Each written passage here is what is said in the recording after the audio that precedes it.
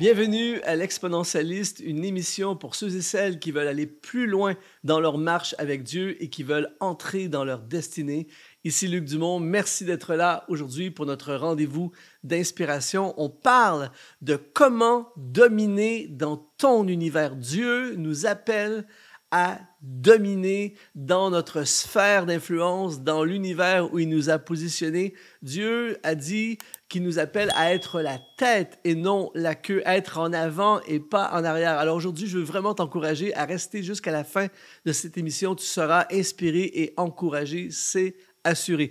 On veut, juste avant d'aller plus loin, t'offrir un cadeau, un e-book gratuit, 45 conseils pour réaliser ta destinée. Tu vas dans le lien qui apparaît au bas de l'écran en ce moment et tu auras accès à un téléchargement tout à fait gratuit de cet e-book qui va t'aider à entrer dans le plan de Dieu et à découvrir comment réaliser ta destinée. Alors, il faut comprendre aujourd'hui, à la base, Dieu veut que nous puissions dominer dans notre univers. On va lire un texte très puissant dans le livre de la Genèse au chapitre 1, verset 26. Il dit « Puis Dieu dit, faisons l'homme à notre image, selon notre ressemblance, et qu'il domine. » Je répète, qu'il domine sur les poissons de la mer, sur les oiseaux du ciel, sur le bétail, sur toute la terre et sur tous les reptiles qui rampent sur la terre. Dieu créa l'homme à son image, il le créa à l'image de Dieu, il créa l'homme et la femme. Dès la Genèse, dès le commencement, au départ, Dieu a créé l'homme. D'ailleurs, il a créé l'environnement et tout ce qu'il y a dans l'environnement avant de créer l'homme. Mais une fois qu'il a créé l'homme, il l'a positionné pour dominer sur la création. Donc, aujourd'hui, tu dois comprendre que ton rôle, ta position, le désir de Dieu surtout, c'est que dans l'univers qu'il t'a confié, on a tous un univers sur lequel nous sommes appelés à influencer et à diriger et à dominer. Et dans ton univers, Dieu t'appelle à dominer. Alors, on va regarder ensemble des éléments qui vont te permettre dès aujourd'hui, de commencer à dominer. La première chose qui est nécessaire dans ta vie et dans ma vie pour dominer dans notre univers, c'est changer. Beaucoup de gens refusent de changer. Beaucoup de gens ont peur du changement. J'irais même jusqu'à dire que naturellement, nous ne sommes pas, l'être humain, nous ne sommes pas favorables au changement. Le changement implique de l'inconfort, implique de plein de choses et naturellement, nous ne voulons pas changer. Mais si nous voulons dominer dans notre univers, il est essentiel de changer. Il y a un texte dans 2 Corinthiens chapitre 5, verset 17 qui dit « Si quelqu'un est en Christ, il est une nouvelle créature. Les choses anciennes sont passées et voici toutes choses sont devenues nouvelles. » La première chose qui arrive à quelqu'un, et je veux t'encourager si tu n'as pas encore dans ta vie pris cette décision, la première chose qui arrive à quelqu'un qui est en Christ, aujourd'hui je veux t'encourager à donner ta vie entière à Christ, à abandonner les clés de ta destinée à Christ. Eh bien, la première chose qui va arriver à cette personne, c'est les choses anciennes vont rester en arrière. Et voici, toute chose, tout devient nouveau. Et le mot « nouveau » qu'il utilise ici dans le texte grec, c'est le mot « kainos ». Kainos, c'est tellement un mot magnifique dans sa signification, ça veut dire « frais », jamais utilisé. Et même ce mot « kainos » est utilisé pour parler d'innovation. En d'autres mots, ce qu'il dit, c'est que quelqu'un qui est en Christ, en Jésus-Christ, eh bien, il va devenir kainos. Il va y avoir une œuvre kainos. Il va y avoir une nouveauté.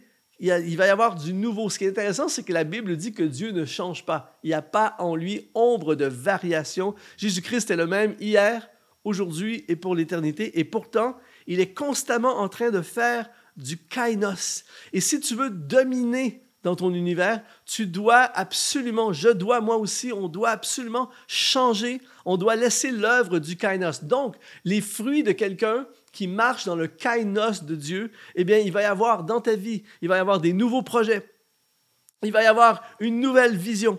Il va y avoir une nouveauté de vie, une nouvelle vie littéralement, des nouvelles relations, une nouvelle perspective. En d'autres mots, changement. Et souvent, il y a des gens, par exemple, dans le milieu de travail ou même dans le ministère, qui souvent vont se plaindre que les jeunes ou les nouveaux prennent toutes les places et tout ça. Il y a souvent de la résistance parce qu'en fait, on n'a pas changé. Et le changement ouvre la porte aux possibilités divines. Et alors, il doit y avoir dans ta vie du kainos. La question que je te pose et que je le pose aujourd'hui, c'est quand la dernière fois que tu as fait quelque chose pour la première fois? Et aujourd'hui, je veux appeler sur ta vie le kainos, le changement, l'acceptation du changement de saison, changement d'environnement, changement de contexte, changement de perspective, de façon de voir les choses, va te permettre, et surtout va permettre à Dieu de t'amener dans une position où tu vas dominer dans ton univers. La deuxième chose qui va te permettre de dominer dans ton univers, c'est s'informer, connaître, savoir, la connaissance.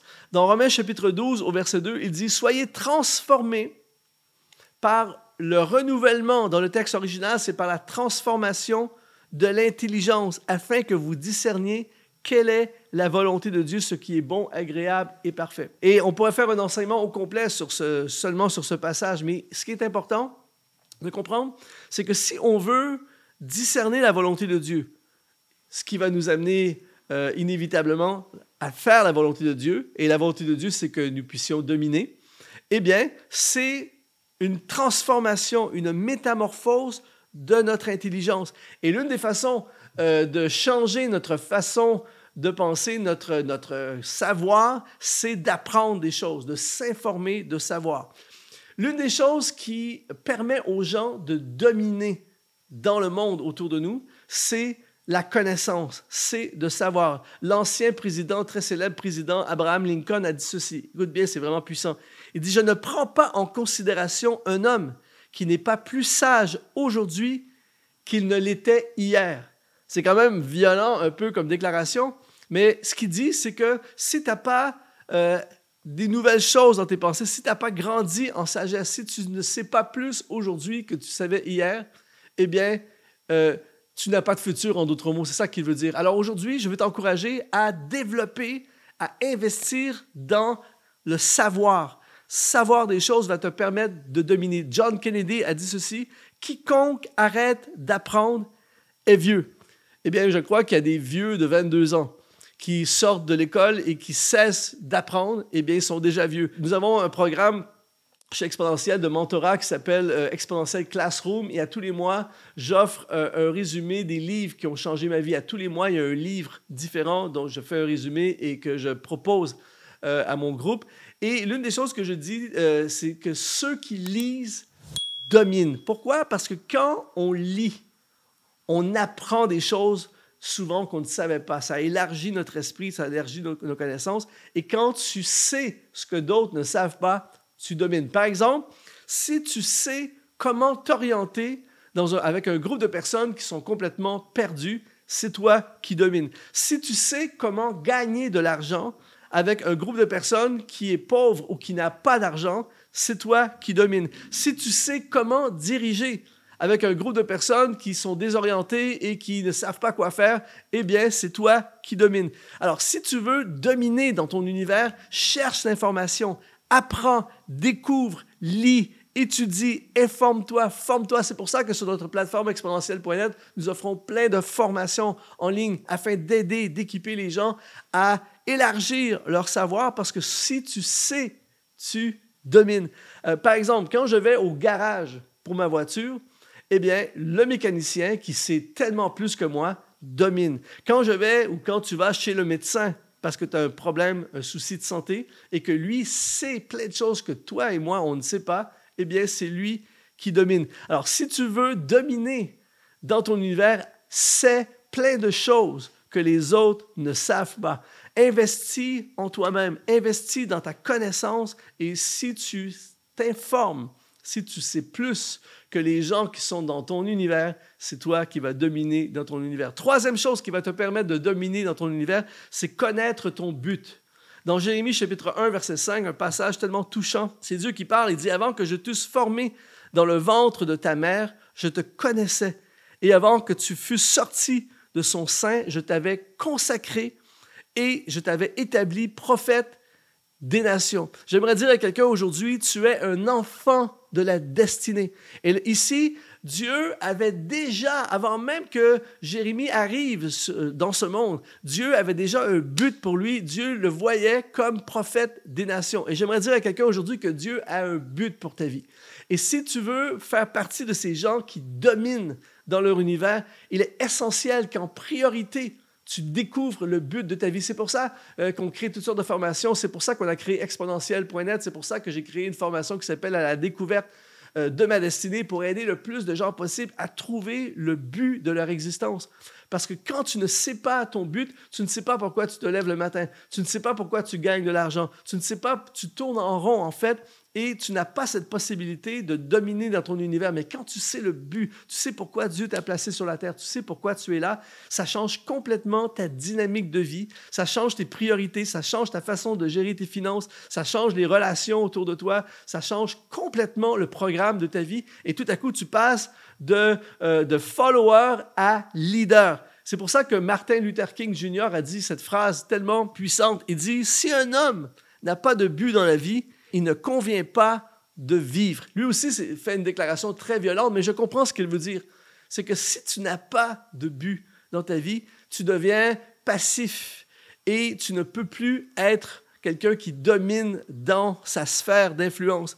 Tes dons et ta passion sont des indicateurs des problèmes pour lesquels tu as été créé. Si tu veux savoir le but de ta vie, eh bien, intéresse-toi à tes dons et à tes passions, à ce qui passionne ton cœur. Vivre pour soi-même fait de toi un esclave, alors que vivre pour les autres fait de toi un leader. Essentiel aujourd'hui, pour toi et moi, qu'on puisse découvrir le plus rapidement possible quel est le but de notre vie pour qu'on puisse dominer dans la vie. Et quatrièmement, ce qui va te permettre de dominer dans ton univers, c'est progresser.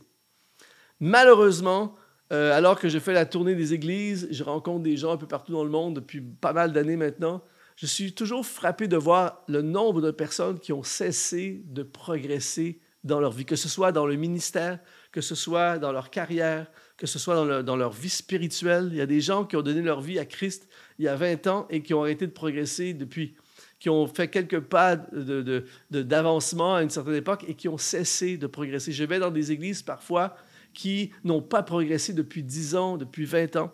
Et malheureusement, ces églises, ces ministères, ces business, ces individus ne dominent plus dans leur vie. Pourquoi? Parce qu'ils ont cessé de progresser. C'est pour ça que Paul va dire dans 1 Timothée chapitre 4, versets 14 et 15, il dit « Ne néglige pas le don qui est en toi et qui t'a été donné par prophétie avec l'imposition des mains de l'Assemblée des anciens. » Il dit « Occupe-toi de ces choses, donne-toi tout entier à elles, afin que tes progrès soit évident pour tous. » Lorsqu'il dit « donne-toi tout entier à ces choses », dans le texte grec, il parle d'être absorbé, d'être entier à 100% dans le don qui t'a été donné et dans le but que tu progresses. Il n'est pas étonnant de voir que Timothée est devenu l'un des pasteurs les plus influents du Nouveau Testament. Il a marqué sa génération, il a été puissant, il a eu un impact, il a dominé. Pourquoi? Parce qu'il a été absorbé par le don et par les choses que Dieu lui a confiées, et donc il a progressé. Je veux déclarer aujourd'hui sur ta vie, toi et moi, on va progresser. Tu vas progresser dans ce que Dieu t'a donné, progresser dans ton business, progresser dans ton appel, progresser dans ta vie spirituelle, et regarde bien comment le Seigneur va te placer en position de dominer dans ton univers. Si tu as été inspiré par cette vidéo, eh bien, je t'encourage à continuer en téléchargeant l'e-book 45 conseils pour réaliser ta destinée. Ici Luc Dumont, sois exponentialisé.